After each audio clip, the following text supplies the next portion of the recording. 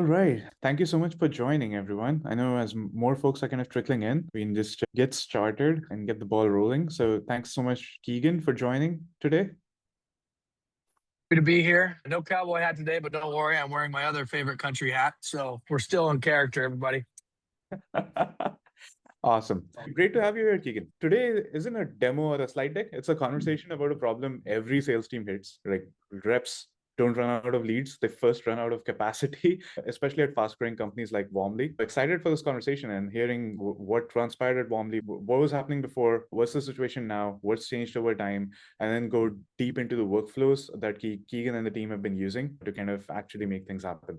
So, just as a quick intro, Keegan is Chief Revenue Officer at Warmly and one of our delightful customers. And I'm the co-founder and Chief Growth Officer at Sybill. Really excited to host Keegan over here. Excited to be here. I have to say, just right off the bat, I literally talked to my AEs when we were on our RKO last week in person about this webinar, and I got a lot of good qualitative data from them. And then I pulled quantitative data. So I'm really excited to share because honestly, I don't think I would have the team I have today if I didn't actually adopt Sybil. I'll be very transparent about that. Wow, I'd love to dive a little bit deeper into it. Why do you say so? One of the things that was a shocker is we heard actually from one of our top reps who ended up actually winning a Tesla for most closed won revenue in the year. We heard from her that Sybil helped free up about 3 to 4 hours of her time during the follow-ups and the updating the pipeline. Because something about me is I'm a man of principle and process. Always have been, always will be. And data is very important. Now, I don't care how that data gets in there. All I care is that it's accurate and that it's in there. But the problem was we didn't have a smooth or efficient way to get the data in there. Everything was manual. So if you got it past an SQO, you probably had to fill out anywhere between 10 to 12 fields. And no one likes all that manual work. So especially if you're following up with 5, 6 demos after, right? And then updating your pipeline.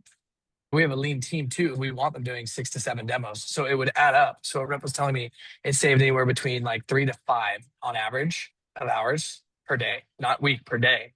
When I looked at the quantitative data, I actually did see that deals, instead of a 48 to 72 hour SLA, time to be recapped and followed up with and updated, were actually 90% were able to be updated that day. Example of when we were talking to big enterprise logos as well that I cannot mention that we all use every day. We're talking to some of those logos. My rep was able to actually recap that same day. Whereas, I would say the quarter previous, the biggest struggle I had in CRO is tell my rev ops and head of sales to go tell the team to go update the freaking pipeline because I can't make any insights from the outdated reports.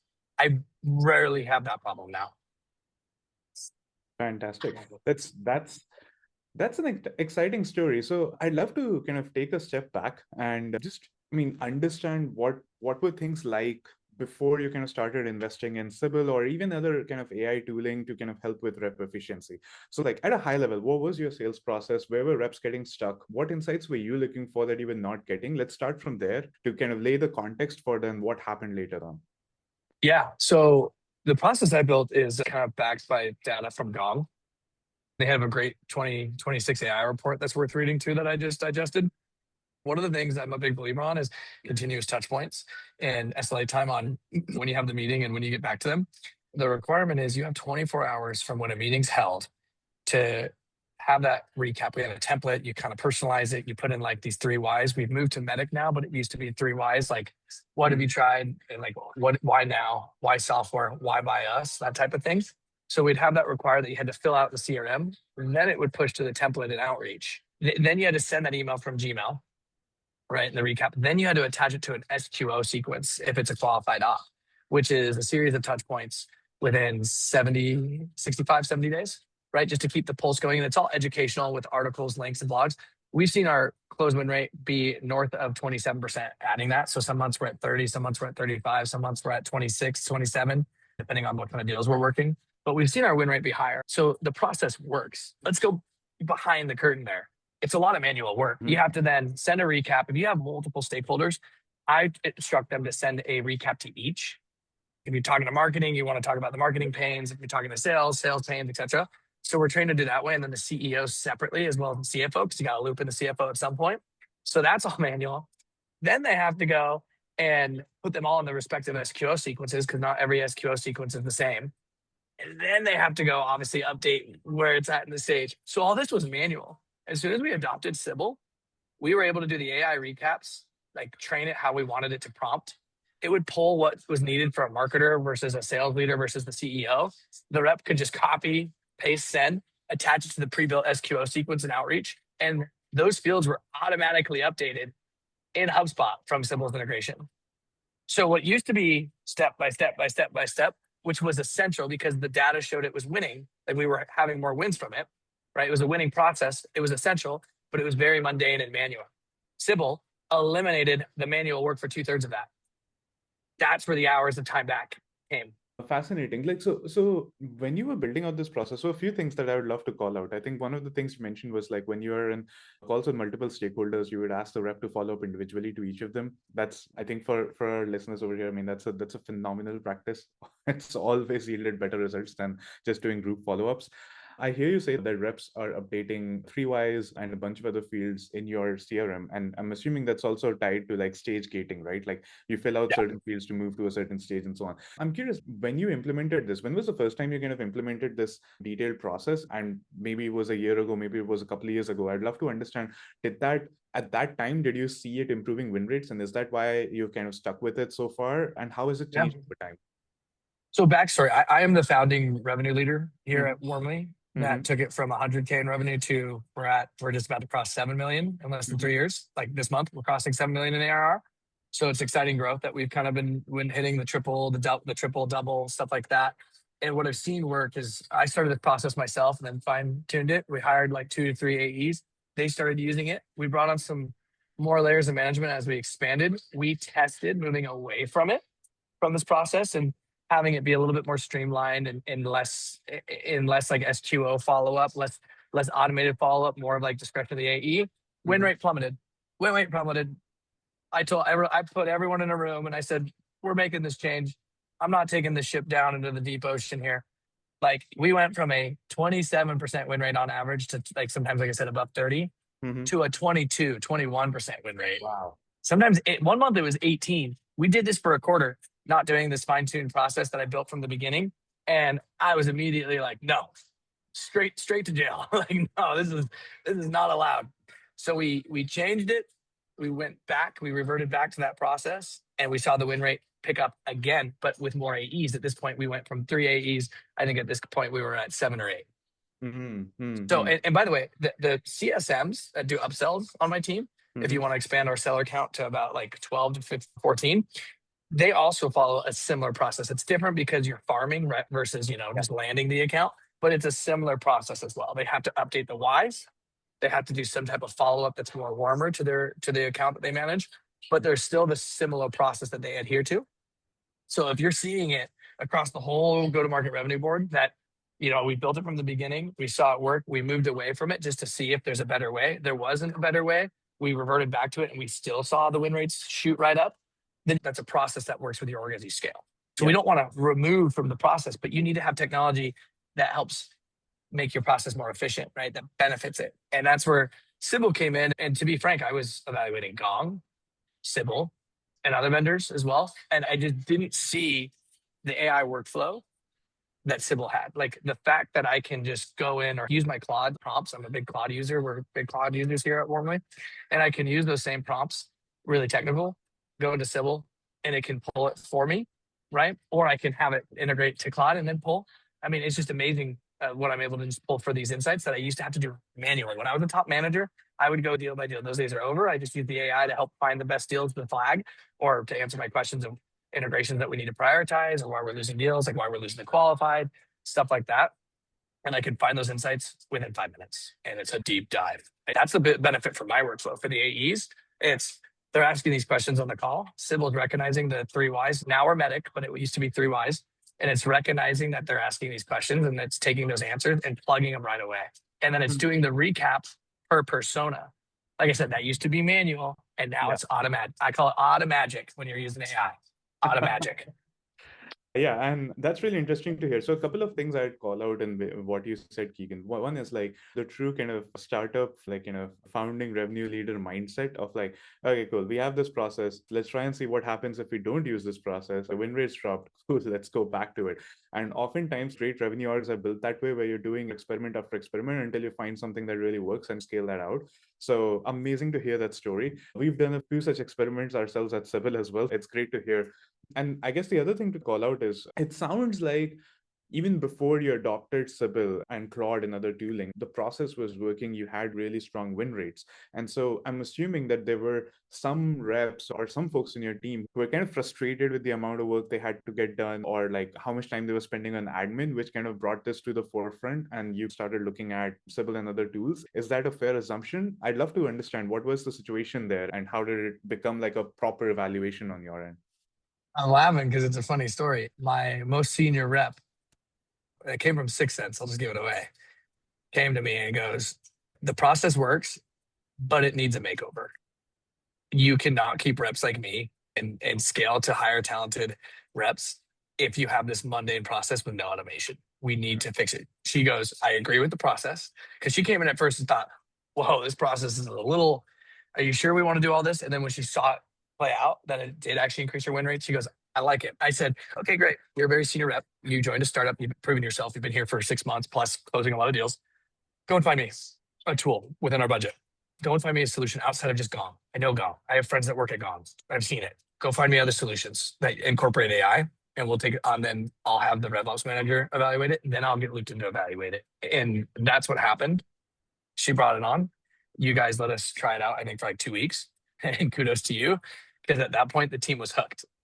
In fact, the team was so hooked that my number one AE in total closed one that's been here the longest, that won the Tesla. We gave away a Tesla. Yes, she won the Tesla. We almost lost one of our top reps. Another company was trying to poach.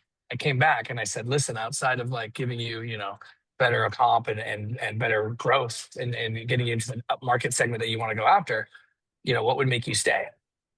And she said, "Honestly, you do a great job of trying to balance things out and building a better workflow for us." She goes, "If you can adopt a tool that will automate more of us, like if we could use the Sybill tool more and more AI tools, it makes me feel more comfortable that, I won't be just buried in 12-hour days." That was actually a discussion. That was a heart-to-heart discussion of like, okay, like, yes, comp, growth, that's always has to be covered, right? Career-wise, and like keep people, happy, keep them to stay, keep them, dangle the carrot so they want to stay longer and grow. Great. Outside of that though, outside of those factors, there's always a little bit more, right? Because people usually leave because if leadership's great, they'll follow leadership. If leadership's bad, they'll leave. If the product's horrible, they usually stay up until a certain point, and then they leave, right? And then the not only the culture, right? Culture matters, but also like what's the day in the life? Do they actually enjoy their job? Is it easy and enjoyable for them to do their job, or is it miserable? What I found out when I looked into it and I incorporated something like Sybil, I was realizing that, wow, this process that we had that, again, is proven to work, needed more automation because it was adding up a lot of admin time for the AEs. And frankly, my AEs all make over a good chunk of six figures. We're doing pretty well here at Warmly. I shouldn't be having to pay them to do admin work. We got to find a way to automate that, right? They didn't sign up to be admins. They signed up to be entrepreneurs within the organization and go sell and build a book of business, right? That's kind of what sellers are. That's the way I look at it. And so once that was brought to my attention, that was actually a huge deciding factor, is to lower the admin work and make it a better work-life balance. They can be more efficient, and therefore they're going to close more deals and they make more money.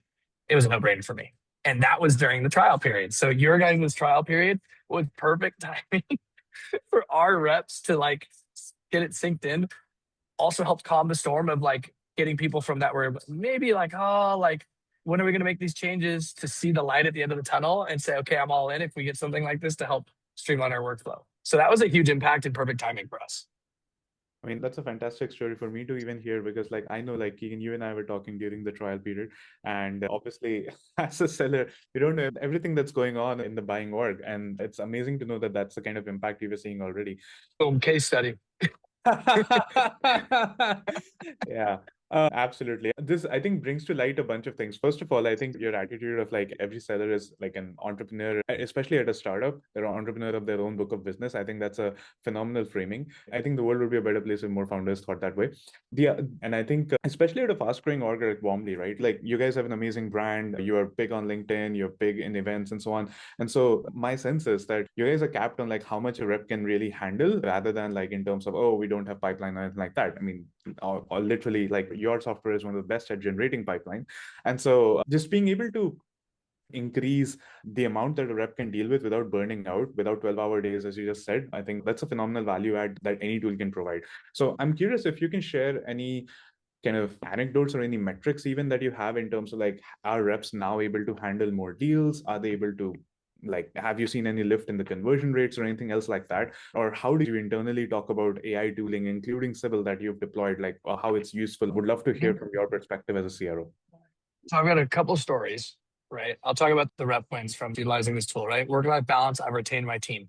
The average AE stays in an org about 1 year to 2 months. 1 year, 2 months. That's usually the average tenure. I've got all my AEs beyond that right now. I think the shortest tenure I have for an AE on my team is just hitting a year because he was hired a year ago. He's not going anywhere. In fact, we're trying to groom him to be a manager. He's excited for that, right? He's giving a lot of feedback. All my other reps have been here for a year and a half to 2 years and going. So like one, again, you just see the proof in the pudding. If you can look at it this way, they're entrepreneurs or they're franchisees, right? You're the business, you adhere to here's the process, here's the brand, here's the tools.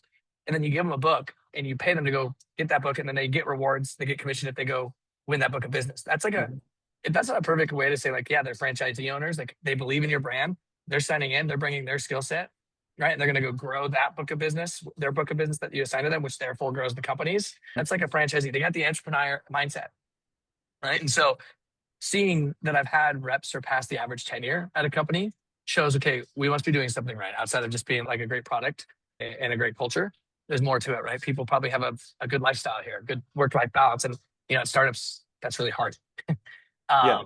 And so being able to balance it as best, I'm not saying we do it perfectly, but balance it as best I can by giving them the better tools to be more efficient so they can get more wins is huge. Let's go on to those more wins part right there. I've seen now that my reps have blocked less of their calendar off at the end of the day. They've removed a lot of their 2-hour calendar blocks, hour calendar blocks. Some of them don't even have them anymore. So on average, the amount of demos a rep is taking has increased by 1 to 2 more a day. So we're seeing about anywhere between 25 to 30, I think it's 32. If you kind of round up 31.7, 32% increase in demos being able to be held because they have more time in their day, which is great because they used to do morning blocks or an afternoon block. And I wasn't against them doing blocks because you needed to get the work done for the SLA time. But now that you're able to do that with AI, you can take more demos. And let's be real, as executives, the name of the game is more butts and chairs taking the demos. Like that is like more time in the seat is what at the end of the day, when you're looking at the spreadsheet, you're like, I try to cap this person at this many like button seat, this many demos in a day, right? Like, let's just talk about it. That's what it is. And so the fact that I'm actually able to do that anecdotally and with quantitative data because of AI is huge, right? So that's more wins for the reps. And then here's an interesting stat you probably don't look at, but any sales leader should know this and probably knows this, but like closed lost ops are gold mines. In fact, if you go after a closed lost op the second time or third time, you have a higher win rate the second or third at bat than you did the first at bat. That's a statistical fact. You will have a more likely higher win rate if you go after a closed lost op. One of my reps, Chelsea, would use Sybill to say, can you go through my closed lost ops and tell me which ones are the probably have the strongest reason or Warmly that I should go re-engage? We closed at the end of the quarter an $80,000 deal. Wow. From using Sybill, highlighting that this is a closed loss op to go after. Then she used the recap AI written email from Sybill to re-engage them and got the deal across in a month and a half. 80K in a month and a half reactivated, closed loss, second time around, won it. We beat out Zoom Info. We beat out Qualified. It was a double whammy. So seeing those stats right there, like I tell the whole team now, every week, every Monday, go into Sybill and have a rerun of what closed loss ops in the last 30 days should I try to go reach out to when I have time. That's an epic use case. When we discovered for the first time that we can use Sybill that way, it was a game changer for us as well, because we basically were like, okay, cool. Now we have the ability to figure out which close loss stops would be ripe for re-engagement, and just went through all in 2024 and then kind of reached back out to them. And it's not just about like reinvigorating close loss stops. A lot of the times your champions at those companies have probably moved on and at a different organization. You can reach out to them, and even if they couldn't get your current tool implemented at the previous org, now they can do in the new org. They may have more power, more access, whatever that looks like. So, but it's amazing to hear that. I think this is phenomenal. I think one other question on this front, like as you kind of set out to make your reps' lives easier, how do you decide like what parts of the process should be automated versus what parts should be like the way they are, like because they have a certain value that you kind of want to preserve in that sense? I was wrong on that one. I thought like, oh, we'll use it to automate this, but we'll still keep this manually. And then my head of sales was like, you probably should just like sit and watch your reps workflow. Mm-hmm. And I don't know if people know this, but like I still close deals. Like I'm working a 200K deal right now that I'm about to actually get a signature Nice. for this week. Nice. And we've aligned on, got the verbal. And so but at the time when we were doing this, I thought like, oh, well, I'm doing the manual, but I'm like, then looking, I'm like, oh, well, it is midnight when I'm like finishing my day. So I sat down with the rep and I go, okay, here's what I think should be automated versus manual. What do you think? Just walk me through. And I actually had those two reps that were like big advocates for Sybill, walking me through the confidence that they had that we could automate, having the email sent out and then having the fields mapped and being able to go after close lost ops. And then what we can do is have a Slack alert, Keegan, so you can see it. So I can just see it without always having to go on the platform of when close lost deals, why they were close lost, right? And then a demo that wasn't qualified, like wasn't moved on to SQO. Why? Because sometimes it could be a coaching thing or it truly isn't a good fit. So I want to know, why are people dropping off the funnel? Like that's my biggest thing as a CRO is like when we're winning, great. Like the head of sales can double that. I want to know as the head coach of the team, when we're not winning, what's the lessons from that? So that's where we automated a lot of that for me, but also for the rep. I would say a lot of the process now is automated to where it's like you have the demo, Sybill does the recap, you fire off the email, attach it to the sequence with outreach. And then what we'll do is they'll use it before the second or third demo where it's more contextualized. They'll use it to explain a quick fire off email of like, again, here's why we're meeting, and that increases show rates. So it's been really, really insightful for me as CRO. I bet a lot of startup executives feel this way or have this conversation. What do you prioritize in the product? Why are you winning or losing deals? So I have it, which like I said, we use Cloud a lot. So I have it connected to where I can say like, analyze calls, analyze the data of, what integrations have been mentioned the most in the last 90 days. And then I tie that to the deal value. So Sybill will pull up, it's these deals for 50K, 40K, 35K, 20K, et cetera. And then I just bring that into a conversation of when my co-founder and chief product officer comes in and she's like, okay, what should you prioritize for building out this month? And I'll go, well, I know we talked about this, but according to the AI and the recordings, here's what we should prioritize integration-wise, and here's the dollar values tied to it. And I actually have that prompt. I'd love to see it. Right here. Like this is just something I pull. Now, I'm not going to lie. I don't always go into Sybill with it because I have Claude, so I can just go into Claude and do it. But since we're talking about, I'll show you like how it still pulls it out, which I like. And then I know that it's linked, so I can go open to those calls. And by the way, this is pulling from email too. People don't realize that it's not just the call recordings; it's the back and forth. And I think that's something that misses because people do bring up the deal I'm working right now, the 6-figure deal. They're asking about integrations over email, not on the call. Nice. So it kind of helps like what we need to prioritize. And I use other things too for like, what are my top reasons? Again, I'm wanting to know, why are we losing deals? What are the deals we're losing, right? These are more of this is like for like SMB. So I want to know, because we have a small SMB team versus the mid-market team. And then I have another one for as we go more up market. So this is for me to say, okay, how can we tweak? Right? It's like obviously the Super Bowl just happened, so I'm really relevant with the football stories. But it's like watching the film, in the film room, watching the tape, right? Why didn't they catch that? What could we have done better? What vertical? How much faster could we have gotten? Right? If we would have blocked this person, that sack wouldn't have happened. But my Seahawks won, so I'm happy. But my point is, it matters to look through the plays of, if you only just focus on why you're winning and doubling, great, yeah, you're going to win more. But you learn more from your losses. And now I can actually focus on what matters. Yeah, no, this is phenomenal. And you mentioned that you've automated this as well, right? So I'm assuming like you're getting this kind of a report for like the top reasons for loss, top reasons for win, kind of automatically sending you alerts on Slack. Every 2 weeks, I get a full report. The week was too much. Every 2 weeks is a good chunk Yeah. because it's like the halfway point of the month and then the end of the month. Got it. We have, just to kind of share on that front as well, my product leader also has a recurring prompt that she set up like once every month. She gets a report from Sybill on a Friday. Like, okay, these were all the whatever 300, 500 conversations we had last month. And this is basically the top feature requests of the last month. And it's a pretty detailed report with exactly what you mentioned of like, okay, this is the dollar value attached to each request based on the deals that we lost because of that, or customers we won, but who still want this on the roadmap, and so on and so forth. Well, And you could take Sybill, right? Like we're experimenting with this. So I don't have too much data yet, but when we started getting these reports, I go, wait a second, I'm going to take little snippets and I'm going to use these as like emails of like, hey, this is what other leaders are saying. I mean, you can keep it anonymous, be like, this is what leaders at mid-market companies like XYZ are I'm trying not to get in trouble and name drop. So, but you could mention that in your emails. And then I could actually like have a direct quote. So it's kind of helping even we're thinking it's going to help with our top of funnel, our tofu motion, getting these insights of why people chose us over qualified or common room, stuff like that. And then reasons, even if we didn't win the deal, you know how you're doing discovery, you're asking, well, why are you looking for another solution?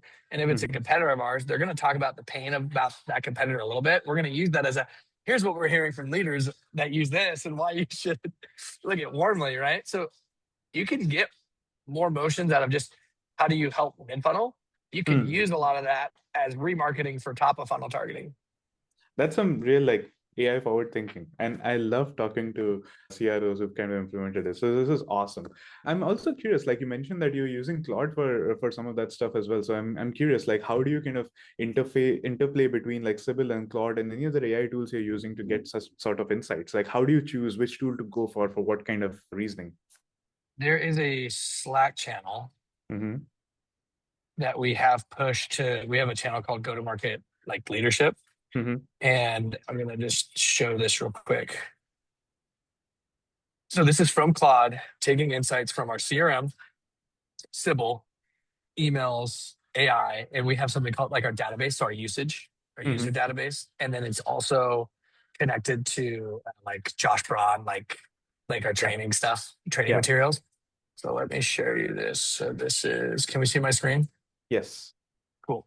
And so right here, so we get this summary pushed. He does it every day. I have something similar that's like every 2 weeks. But a lot of this stuff that we're pulling from these deals and the reasons why we're losing deals, what's working, what's not, a lot of this is pulled from Sybill. Nice. So it's what I like is like I can find the high level of like, oh, here's a problem. Here's an industry. Here's a problem. Okay, I want to go dive deep in that problem. I can go to Sybill. Nice. Yeah, and I think this is very much along the lines of where we are headed as an industry as well. I mean, the tools kind of being experts at what they do themselves and kind of interconnecting to each other so that we're all able to make the most out of the data that we are generating as an organization. I think at least when we started, a big focus was there's so many conversations happening online and there is no way to mine insights from it. There is no way to actually get things done just based on the conversations you're having. And so it's great to see how Warmly is using Sybill and Claude and all these other tools. And we see that same thing happen across all of our customer base. So this is awesome to see how AI forward you guys are and how it's evolving. But yeah, this is great. I know we have Nishit. Sorry. Yeah. I was just going to make sure, before we chat, there's a couple questions in the chat that I'd love for you and Keegan to tackle if possible. Yeah, let's do that. So there's a question for you, Keegan, which is from Andrew Hoffer. And he's saying, how much are your reps using the tasks feature? Is that part of KPIs for you? Are there ways you specifically recommend your reps to use Sybill, or do you give them the freedom to roam around the ranch? For everybody else, like one piece of context on tasks, it's essentially Sybill automatically capturing your tasks from all your calls and emails and putting that in a single to-do list for your reps to kind of execute on. So this is on a rep by rep basis. And then you can also go into Sybill and hit start on any of those tasks, just like you would ask your executive assistant to go start working on like a task for you. If you want to schedule a follow-up meeting for a prospect, that's what you agreed on after a call, Sybill can just set that up for you. Or if you want to send a follow-up to, as Keegan mentioned, like multiple stakeholders from a single call, you can have that as a task and Sybill will write all those follow-ups in one shot and things like that. So anywho, that's just context for what the feature is out. Yeah. But yeah, over to you, Keegan. So I do have some reps that are really high adopters of it, and then I have some reps that want to keep with their flows. The only thing that I have forced with investing in a tool like Sybill was that it's automating the data in HubSpot CRM because I need that data to look at those reports. I don't care how great AI is going to be. I still like looking at a dashboard and diving in. The AI gives me the insight, and I just like to do my own double check, cross reference. But I care about having that stuff automated. So that was the requirement when we built those integrations, and then the recaps. So the recap is required. They don't have to do the Sybill recap, but all of them do. All of them use it. I think we have like an 88% open rate, which is amazing for that. Yeah. I mean, we're talking thousands of sends too, right? So that's been pretty cool to see.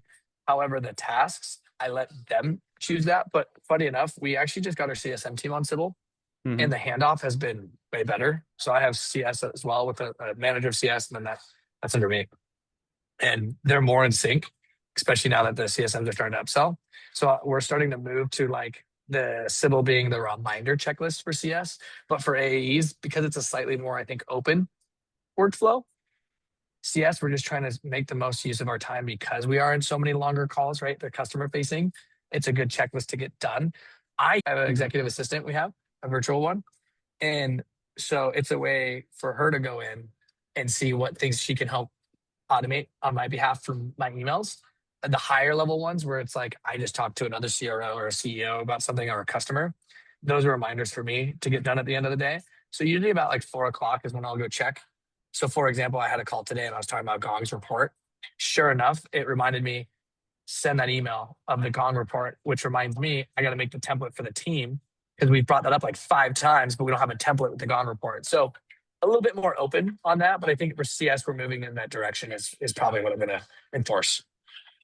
Amazing. I think this also kind of goes back to something we discussed, right? Like, what do you mandate versus what do you let your reps to kind of decide of like what's best for them? And this is great. I mean, we have quite a few of our end users who are basically sales reps who are using tasks all day for drafting their follow-ups, drafting pricing proposals, business cases, drafting calendar invites, and so on. And then we also have reps who rather prefer to go into Ask Sybill and craft their own individual prompts and get that stuff done. It's exciting to see both ways, like how they're using it. There's another question, Keegan, for you from Kevin Williams. Kevin's asking, if you're willing to share how big is your RevOps team and what is the intersection between the team and operating with Sybill? Yep. So I've got 4 people in RevOps. I've got Joe, who is the superstar that runs the show of RevOps. And then and RevOps rolls under me.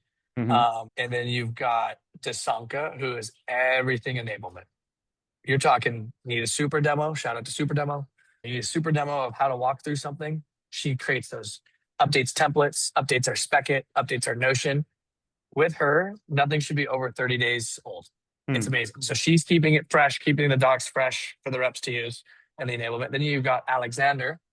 By the way, this team is out of Macedonia. I got to give a shout out to them. They are super genius over there and super savvy with tech. Alexander runs our Tamley agent, runs the enrichment of contacts in bulk for the team. He runs automations. So he's in charge under Joe of like, okay, Joe's going to sign off on this tool. The actual person doing that implementation is Alexander. He's the one connecting and doing the technical admin on the back end. So he does a lot of that in bulk enrichment. And he vets tools. So any of you trying to sell to me, you got to start with Alexander. He's a hard cookie to crack. And then we have Keenan, who was just promoted. He does solutions engineering and customer success ops. And he can literally he codes. So he builds things from scratch.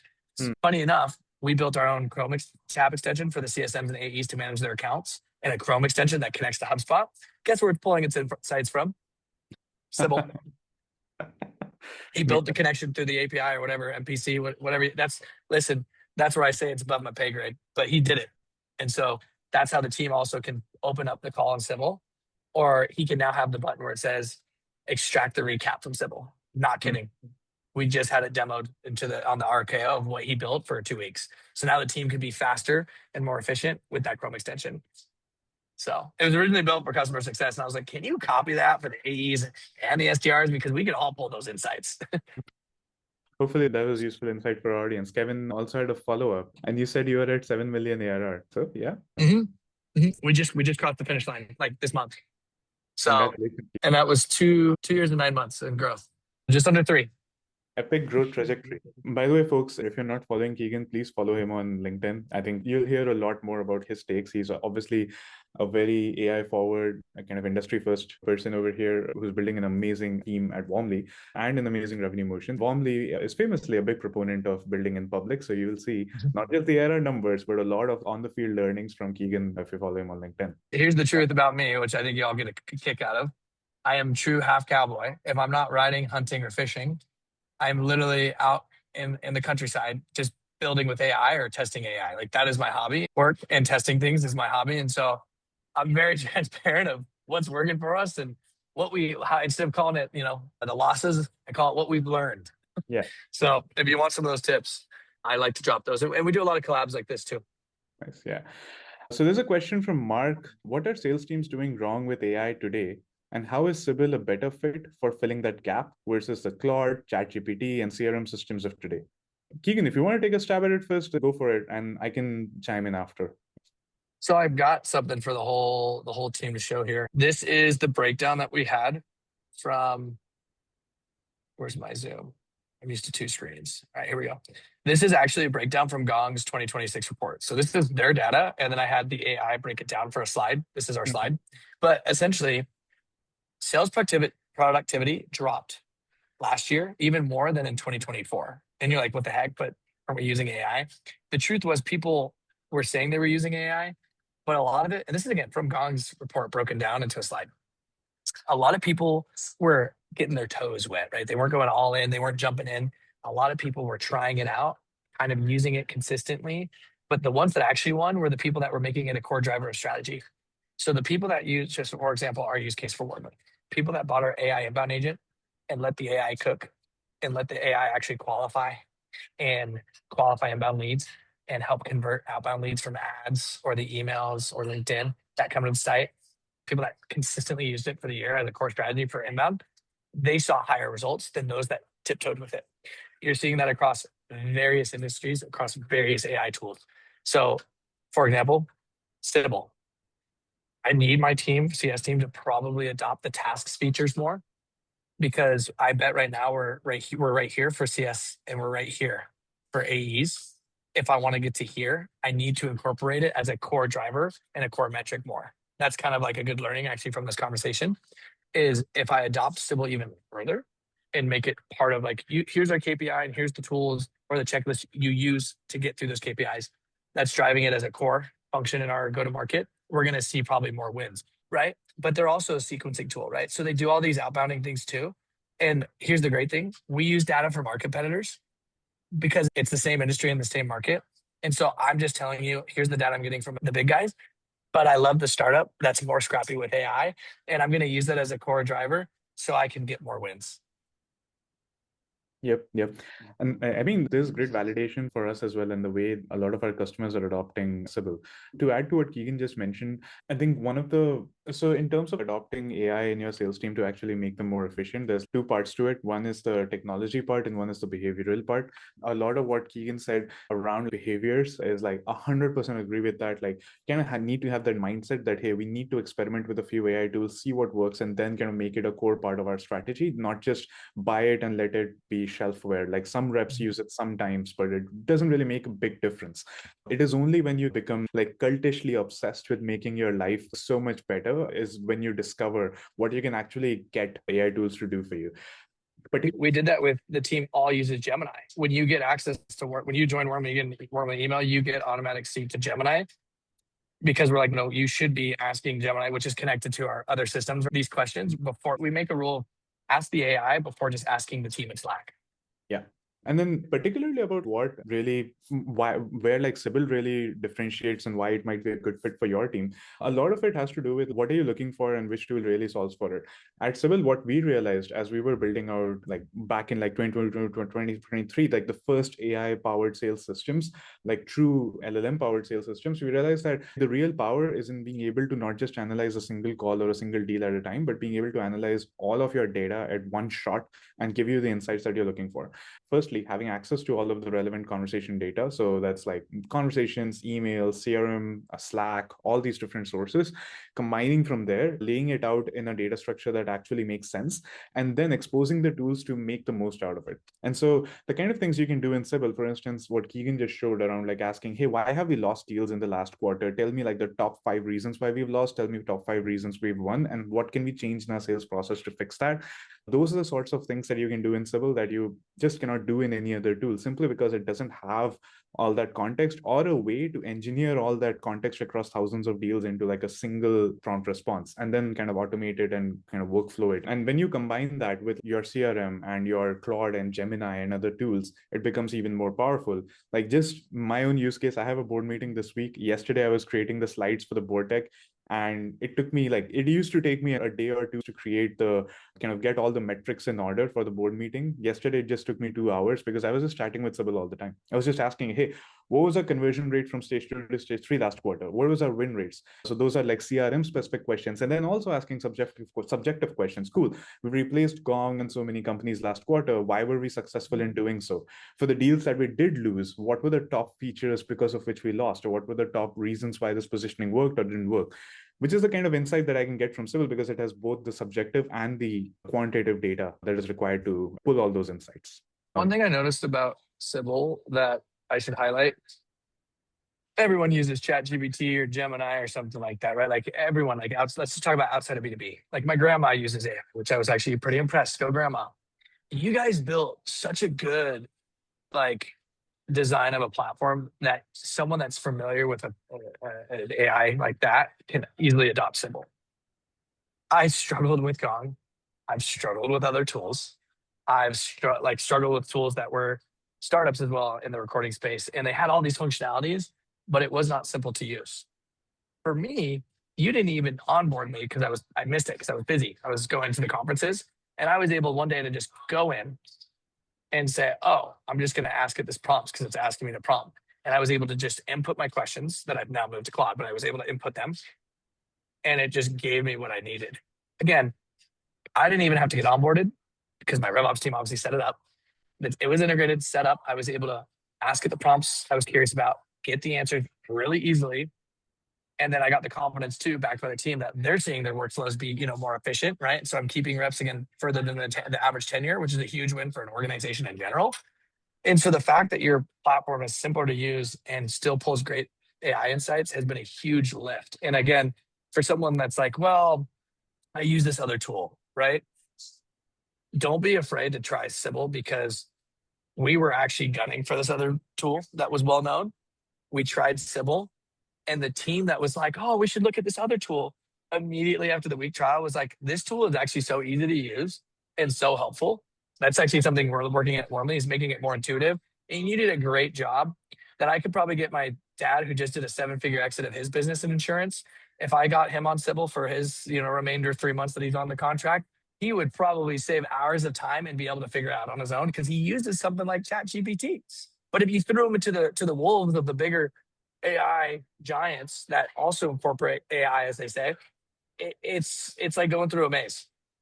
How do you retain the team? How do you give them an AI that they can actually use as a core driver and use, right? Based off that data we saw, you got to make it simplistic to use. And so you guys do a great job of that. Yes. That's been a core principle since the beginning. And I think it's kudos to my co-founders and my product team for making sure that even as we added more and more features for Keegan and the rest of our customer base to use, we've made sure to keep it simple to use, easy to understand. And so that's been a big driver for our growth as well. An interesting question from Andrew here is, what functionality request do you want to make of Nishit? So I'm assuming it's directed towards you, Keegan. Where are you seeing the questions? On the chat. Yeah. Oh. Okay. Mine's just lagging. What was the question again? What would you ask me to build in Sybill? Ooh. You know me, I'm a big sequencer. I'm outreach alum. I'm a big outreach person. So there's two.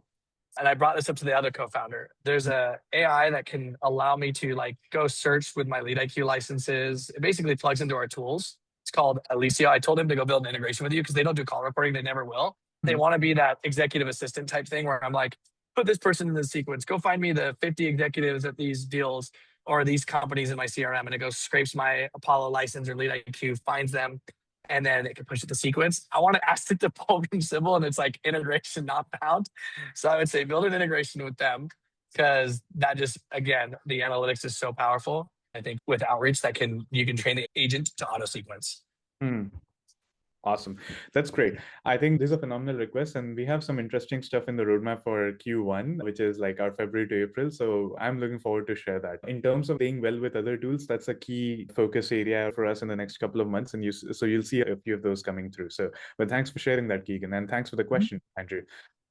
In what ways has generating trust shifted with AI outbound, inbound, and closing from what you're experimenting with? Yeah. So I was just talking to another founder about this. I'm very transparent. I was a sequence writer when I was younger for other companies. I was a consultant, 6 figures, about to buy a boat, killing it, just being a sequence writer for outreach and sales loft for other companies. One of them worked under an SAB subsidiary building. I used to work for them building out sequences for their outreach program. This was 2019 and 2020. People are getting 10, 15% reply rates. Even with the warm lead triggered sequences going after warm leads, the highest we've seen is 11%. And that's a closed loss kind of play. On average, we're seeing 5 to 6%. We're just talking email here. Email is getting so hard because AI is getting so good. I think people are getting numb to it. The way that we're trying to establish trust is we're using AI to streamline email to make it more of an educational, like a cold newsletter. We're pulling back the CTAs and we're moving towards, this will be interesting to see actually, and we're moving towards, here's where Warmly fits in the space, written by AI. Here's a link to a blog on our site that can then cover that topic and show that we're the subject matter expert. That's building trust. So we're just using the AI to say, get a good hook, get them to read it, have the CTA say, educate yourself more here on a blog. It's probably written by AI too. No, it is. Right? But it's a way we're using it as an educational way. So I'm using AI to help me educate. Like, this was written by a top sales rep here at Warmly. We're just like, hey, this is Warmly. Here's what we do. If you're interested to educate further on this topic of like how marketers are optimizing inbound conversions, here's a blog post, or here's a LinkedIn post from somebody else that's mentioning how they use us and other tools together, right? So we're kind of going more educational based with AI because AI is great at automating. So we're using it in that way. The way to establish trust too is like you can train the AI your personality. So like Warmly's AI can actually mimic a sales rep on your team based on the territory that they own, is when that buyer would see that rep that they've worked with previously or just owned that territory, and then it routes that calendar. So we're using AI to educate, and then we're using AI to replicate where it makes sense, and then like save a rep more time so they can book on their meetings. I'm not trying to use AI as much to just be like, this sequence campaign with AI email campaign is going to get me a 20% reply rate. Everyone's doing the same thing. The strategy is right here. When you run ads, right? The point of an ads is to drive awareness, which AKA drives to the web traffic or to a landing page. It's the same way we're looking at email. With AI, it makes it easier to do that. Got it. That's a great insight. Basically, emails. So what you're seeing is that emails have moved less bottom of funnel, more top of funnel, more awareness, more driving towards like just starting a conversation rather than having like a really strong CTA and being able to make that. Really good at it. I was like we did projects with Edelman and stuff like that. And I just look at email as like a targeted ad channel now. And we're seeing results from it. So it's not working. It's just a different approach, because the old school approach of back in the day when I was crushing it building sequences, like that the time has passed. It's like we moved from the flip phones to the smartphones. It's still a phone, way different use case and interactions. Makes sense. I guess my take on that is, I know Keegan shared around how trust building in the age of AI is different when it comes to outbound. I can share a little bit on part of what Mark asked in terms of closing the deal or building trust while you're in the deal process. So what we're doing at Sybill is most of the customers that we talk to have some form of a recorder already. Either they're using Gong or some other kind of tool for transcribing their calls and so on. And we have firm believers, like we're not selling call recording. Call recording is free and it's commoditized. We are selling AI insights across all your GTM data. So now what we've started doing a lot more in our own sales process is just asking, hey, like, we can connect to your Gong instance or whatever tool you're using. We can connect to your instance, import all your calls, or let's say the last 1 month of calls or last 7 days of calls or whatever, and show you value not in weeks, but in days. We can show you value in a couple of days, because if we've imported like 300 of your recent calls and then we run some AI queries on top of it, and we're able to surface, for instance, closed loss opportunities you can re-engage, or if we're able to surface like what's working, what's not working in your sales process and things like that, that's immediate value to a CRO like yourself, Keegan. Within a day of integrating Sybill with your existing system, you're seeing the kind of insights you can get, the kind of re-engagement campaigns it can write, the kind of things it can do in terms of analyzing your entire pipeline and things like that. So that's one way in which we've tried to kind of break out from the noise, because everybody doing AI is trying to, at least in our space, is trying to claim similar things. And this is where the rubber meets the road, because I can show you flashy demos all I want, but the real value is when you see insights on your own data and you can take back to your team and actually do something meaningful with it, even if you choose not to go with Sybill. But well, once you get a great insight, almost everybody does go with Sybill. So it works in our favor, but it definitely helps the customer kind of break through the noise of like what to trust versus what is just like ads or demos and so on. Mhm. Thank you everyone for joining. And first, and like most of all, thank you so much, Keegan, for sparing an hour of your time. It was great to learn from your experience using Sybill at Warmly and in general adopting AI across your sales team. I'm sure there's like so many insights and gold nuggets to take back from this conversation. For me, the biggest takeaway was when I asked you, hey, what's the impact of deploying AI? And the first thing you said, hey, my reps are staying here longer and they're actually loving their life at Warmly so much more. I think that hits close to my heart, because that's what we were trying to accomplish for all of our end users. They feel fulfilled in their day and they're not burdened by too much, and they can still close more revenue, bring home fatter commission checks, and actually enjoy life a little bit more. I was going to say, if it wasn't clear enough for all those revenue leaders here, we hit 6.7. Our goal was 6.4. So again, not only did they stay longer, but everyone exceeded the board's expectations and everything. So, and we're hitting 7 faster than we thought. So the qualitative there, but the quantitative is we're kicking ass. Here's to kicking more ass in 2026. That's what I'm here for. We're going to 14 million. So we need all the best AI insights we can. Let's do it. Let's do it. Thanks so much for joining, everyone. And thanks again, Keegan. See you again. Bye-bye. Thanks, y'all. Bye.